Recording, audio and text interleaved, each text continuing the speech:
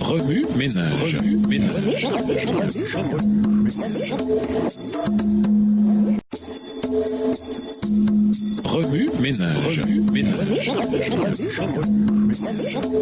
Bienvenue dans votre émission Remue ménage. Nous voilà à la leçon de mercredi, mettre son cœur du bon côté. Nous vous invitons à lire Acte 8 et versets 4 à 25. La persécution à Jérusalem devint l'occasion de répandre l'évangile en dehors de Jérusalem. Philippe se retrouva dans la ville de Samarie et y prêcha l'évangile. C'est là qu'il fit la connaissance de Simon le magicien, célèbre pour tous les prodiges qu'il opérait par la magie. Des Samaritains se convertirent à l'évangile, dont Simon qui reçut le baptême.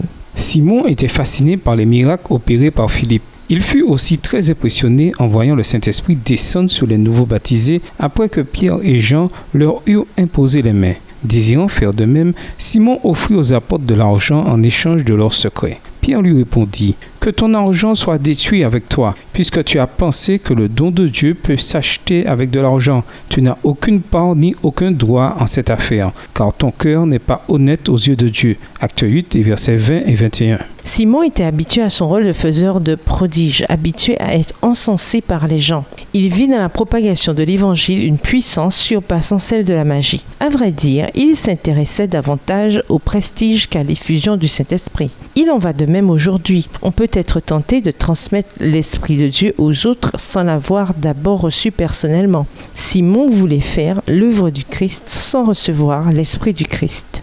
À mesure que vous avancerez dans votre vie chrétienne, il y aura de nombreuses expériences de conversion. Comment éviter le piège de l'ennemi qui consiste à donner l'apparence qu'on sert le Christ et qu'on fait une grande œuvre alors qu'on néglige de laisser la puissance du Christ d'agir d'abord dans son propre cœur? Comment remettre notre cœur dans la bonne direction et l'y garder? Premièrement, examinez régulièrement vos mobiles et demandez à Dieu de vous diriger. Psaume 139, le verset 24. Deuxièmement, repentez-vous de tout ce que vous savez être mal, puis laissez Dieu rafraîchir et redémarrer votre focalisation. Troisièmement, priez sincèrement et sans cesse pendant que vous partagez l'Évangile.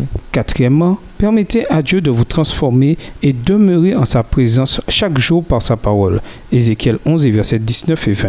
Remue-ménage. Le Saint-Esprit peut-il utiliser une personne dont le cœur n'est pas droit? À votre avis, pourquoi est-il aussi facile de se faire prendre par la simple exécution de l'Évangile? Au revoir. Et à demain si Dieu veut. Remue ménage. Remue ménage.